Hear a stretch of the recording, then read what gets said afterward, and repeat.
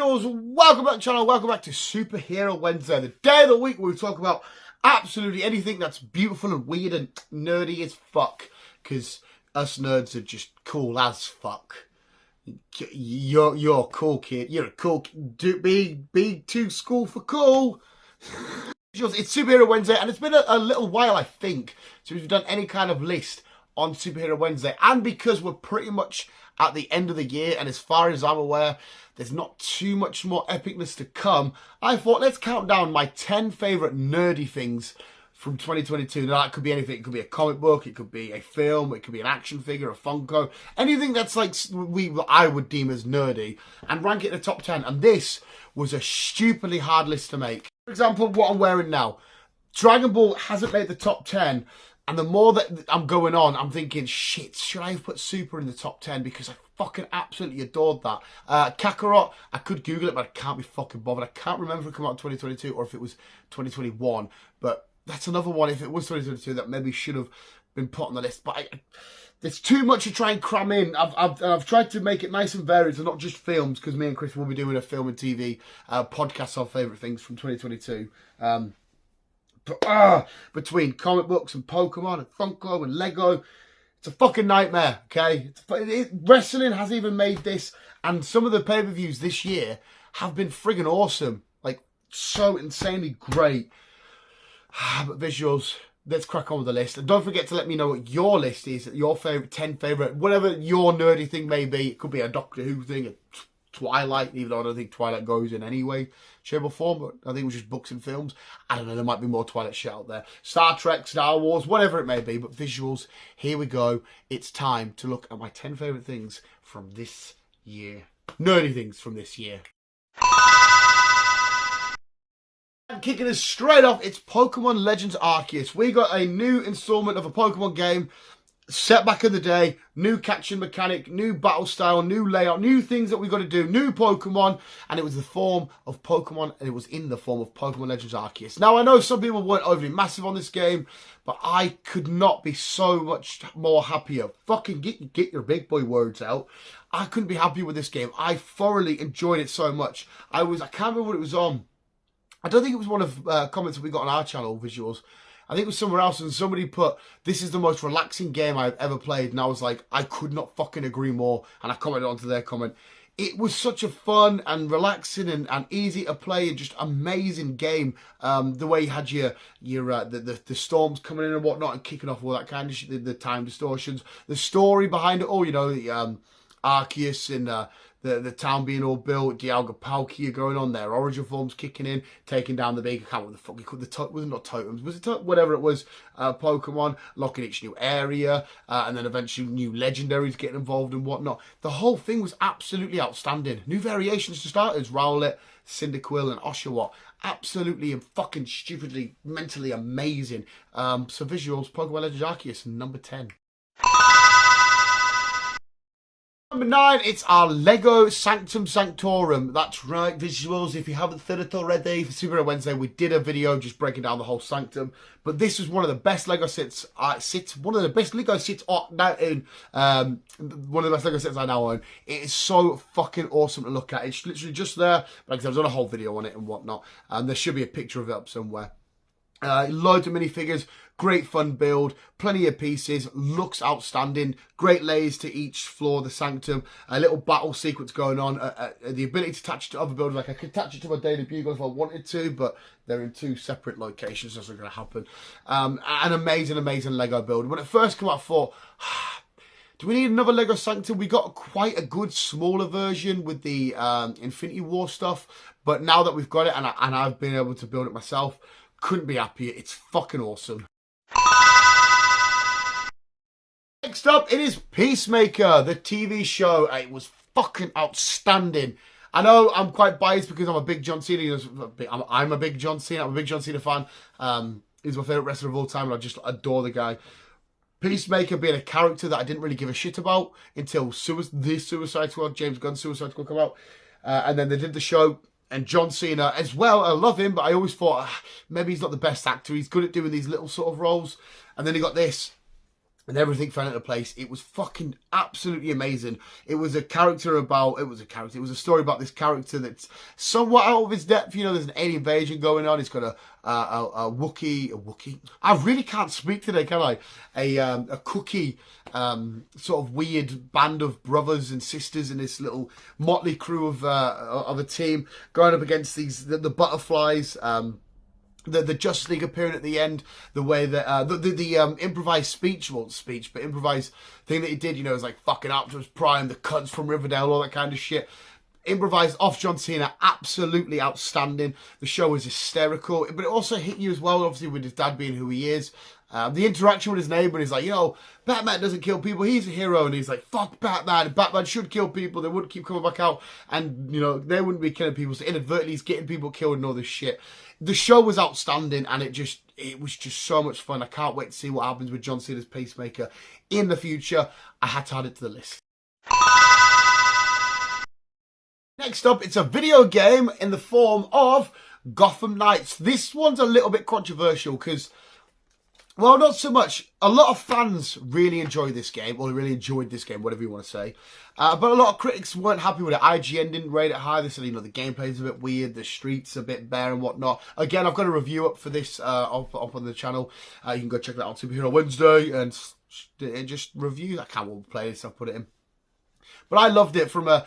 In the review, I talked about how I loved it from a comic book angle. I loved it from a comic book reader sort of angle. That's the same fucking thing, Dan, you moron.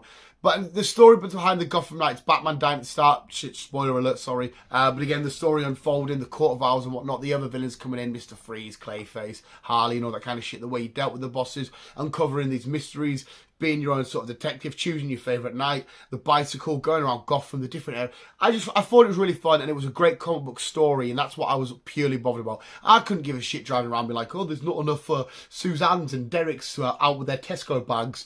Couldn't care less. I'm not going to look at the bystanders. I'm here to fucking deal with Clayface and the Harleys and whatnot and the Court of Owls. It was a fun comic book story inside of a fun comic book game. It had to make the list. List was so fucking hard. I'm looking at my order thinking, what goes next? Right, I'm going to go Pokemon Brilliant Stars. Yes, one of the Pokemon TCG sets, which I thoroughly enjoyed. It gave us, again, with the trainer gallery stuff, some awesome ultra rares. You obviously had the shenanigans with Charizard in there, Charizard V-Star, full art and whatnot. The alternate art, absolutely beautiful. It's the expansion of the Pokemon TCG set. I think a lot of the times they get really amazing, but sometimes you get a set that comes along and you get to a massive wow factor. You're like, wow. And the way Brilliant Stars sort of kind of pushed the elevation of the Pokemon TCG and the way they do the art style on the cards and stuff, I thought it was absolutely outstanding and great. And to be fair, I think there's only been 4 TCG sets out in 2022, 4 or maybe 5. It's every 3 months roughly, isn't it? Well, the English, obviously Japanese, it's every month, I think it is. So visuals, Pokemon Brilliant Stars, I had to include a TCG because ultimately, apart from Chillin' Rain, whatever the fuck it's called, that's the only Sword and Shield TC sets I haven't enjoyed. I really can't chat today. Coming back up with another Lego set. Again, there'll be a picture of him, but he stood right there. Optimus Prime Lego set. A Lego set I have been crying out for fucking ages for. Not overly expensive. I mean, it was still expensive. I'm just lucky that I get them love to shop vouchers throughout the year. Save up for them and get to Christmas I can spend them. Because I got that son of a gun. But the Lego Optimus Prime set and the fact that it transforms. Again, we've got a video up on the channel. You can check it all out in its detail. You can transform it into... It's you, son. It's you. You can transform it into his truck version or that. You get the different accessories. The Tesseract. Yeah, the Tesseract. No, not the Tesseract. That's fucking Marvel. The fucking... all spark and shit. His gun, his jetpack. What else? You get the little tag plate. You get his massive fire axe, his flame sort of lava axe thing. It's an amazing Lego set. It looks cool. And I had to put him on the shelf, you know, with some of the badass features that we've got in our collection. Stormbreaker, Cap Shield, the Finnick Gauntlet, Spider-Light, all that kind of shit. But yeah, Lego Optimus Prime, exquisite. We're getting down to it. Who am I going to do here? I've got a joint section from TV. I've got a film. I've got another show. Them two are together, by the way. And I've got a game. Oh, so hard. Right, okay, tell you what. I'm going to go for... This is a joint because I'm going for Andor, right? Andor has been an absolutely perfect whirlwind of epicness. I have enjoyed Andor so fucking much. And all of them words I've just described, I've described for Obi-Wan. But I didn't want to just be like, chuck two in the same because I wanted to make them their own separate entities. So... Oh, this kills me to say because I don't know if I believe myself, but I'm going to say it. Andor wins as a TV show. But, I'm going to count Andor and the Obi-Wan versus Vader, them two bad boys there, fight scene because fuck me, I was in... Right, this is from a guy, if I had to choose my top 15 favourite franchises of all time, Star Wars is probably 11th, 12th. I'm not the most knowledgeable in Star Wars. It's not impacted me as much as, you know, Marvel, Pokemon and stuff. But throughout the years, it's been getting more and more impactful. I've been learning a bit more, studying a bit more, buying more comics, a couple of the books, watching the films a lot more, investing in the history and the lore and everything behind, the mythos behind all of Star Wars and shit. And I'm falling more and more in love with it.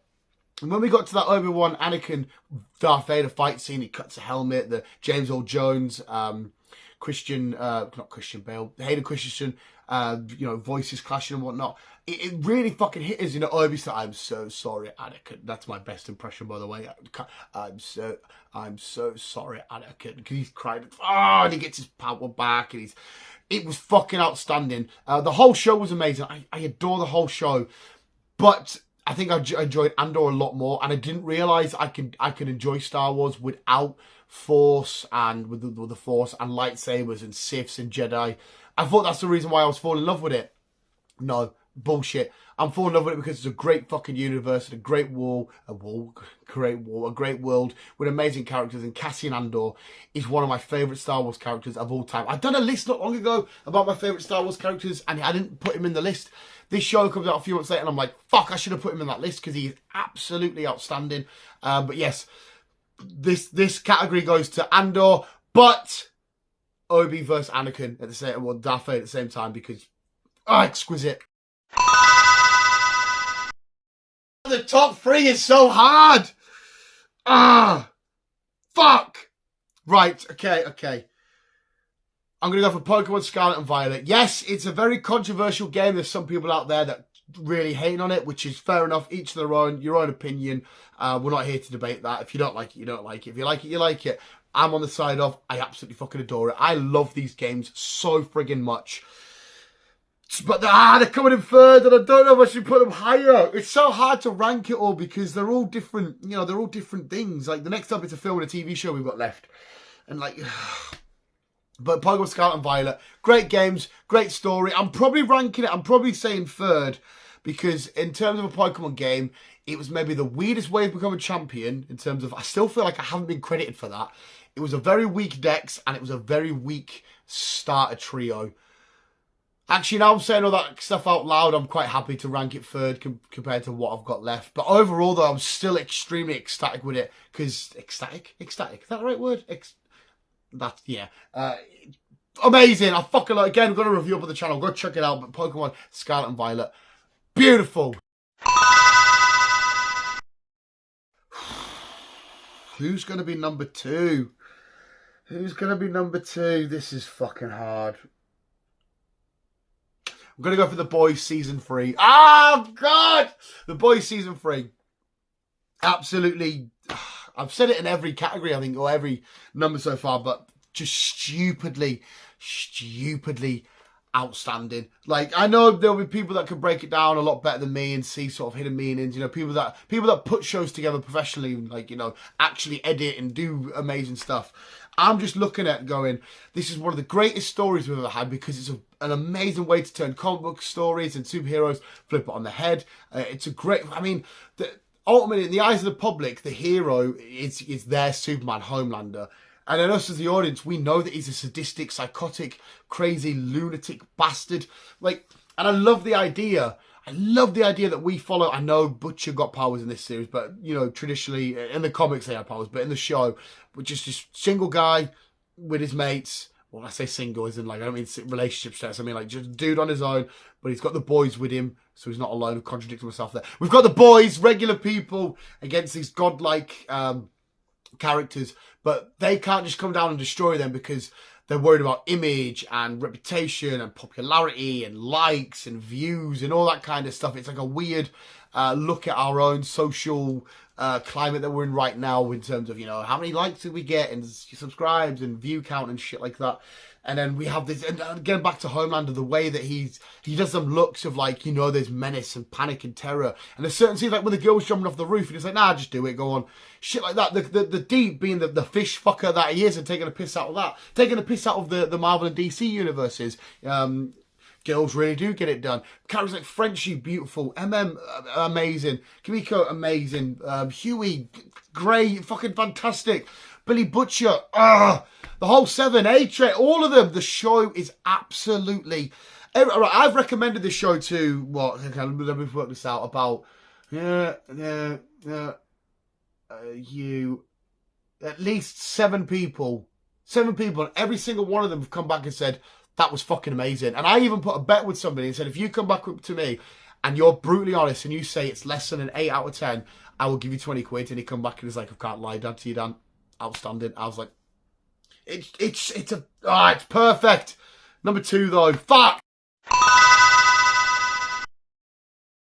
If I haven't bored everybody to death, we've got to number 1. If you've seen the thumbnail and whatnot and stuff, you'll know who it is. And after hearing what I've just said about the boys, replicate it in some of the words I said and put it for number 1 because it's the Batman. Robert Pattinson's the Batman. Oh, but Robert Pattinson's plays the Batman. He didn't make the film. Absolutely out of this world. I fucking fell in love with this film from the opening friggin' scene. I will never, ever, I feel like I'm going to cry. I don't know if I'm going to cry or I'm getting the goosebumps. The nipple lines are coming and I'm feeling myself well up. But, right, that opening scene, Batman's all about fear and all that kind of stuff and the symbol and all that. Yeah, we get it, Bats. And I've never seen it been played in such a stupidly beautiful way, because the scenes open up, Bruce Wayne's going through the city, he's got the mask up the rain, and the symbols up in the sky, and there's all these different crimes going on in Gotham. But the whole thing about the fear is you look at the shadows, they can see the symbol, and seeing all these people cower and quiver away from what they're doing because they can see the thing and they're like, is he in the shadows? We have doubt. I'm not going to risk it. And that message and that whole Batman, because I'm a huge Batman fan. I adore Batman. I know it might get overshadowed because I mostly talk about Spider because that's my boy. But Batman's in my top 3. You know, he's probably second favourite superhero of all time. In fact, no, he is. I don't even know what I'm saying, probably. And have the fear element truly implemented into this particular story of a Batman film. I know it was there pretty much through the Dark Knight stuff, and I know it was kind of there with Ben Stiller's, but it's just because we didn't get enough of him, you know, where he saves the girls from the jail and they're like, shh, it's still here. And the fact that they're calling it an it. I love this element of fear and like a demonic presence, and it's just a regular guy in a bat suit. And I love the way the film opens up, and then to carry on with this version of the Riddler we got. Oh, just to fucking die for. Jim was amazing. The city of Gotham, how they made it look. I know lots of it were filmed in Liverpool, and I think some of it as well, Edinburgh maybe. Just looked stupidly great. The story, the layout, the design. Penguin, how can I forget about Penguin? The race, the car chase, when it opens up and it's there and and he comes down, and the way that he managed to catch up Penguin, flip the car over, and we get that shot of him walking, it's raining, dude, I've got the poster out on my door. It's just Catwoman. Fucking, that was something like Catwoman, what? I'm sexual, no, like, I'm just trying to be like, perfect. Everything about this was fucking just outstanding. And I think as well, you can probably potentially, I'm going to rethink it when I do my podcast with Chris about favourite shows and TV films, favourite shows and films of the year. You can probably guess who's going to be number 1, but I'm going to rethink and make sure I truly iron it out. But the Batman, as it stands, is my favourite nerdy thing we've got this year. And there we have it, visuals. We will leave it at that. But visuals, thank you so much for watching. You guys are literally the fucking best. Let us know what your favourite nerdy things from this year were. And because there was a lot of Pokemon stuff, a lot of heavy Marvel stuff, which, to be fair, Marvel films, we didn't actually rank up there, did we? Yeah, and even though they haven't made the top 10, I still adored, like the likes of Doctor Strange, and I personally adored Love and Thunder. I'm very easy to please, as you can tell. Even the TV shows, a lot of them fucking, but it was a hard list, and I wanted to try and get in the moment of when I was interacting with this stuff, whether it be building the Optimus Prime or watching the battle and being like, how did it hit me here? And yeah, I tried to be fair with everything.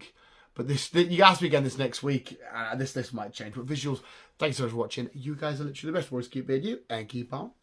Keep it up. Don't keep on, keep booking on. Booking on. What the fuck did I just say? Keep being you and keep on web slinging on.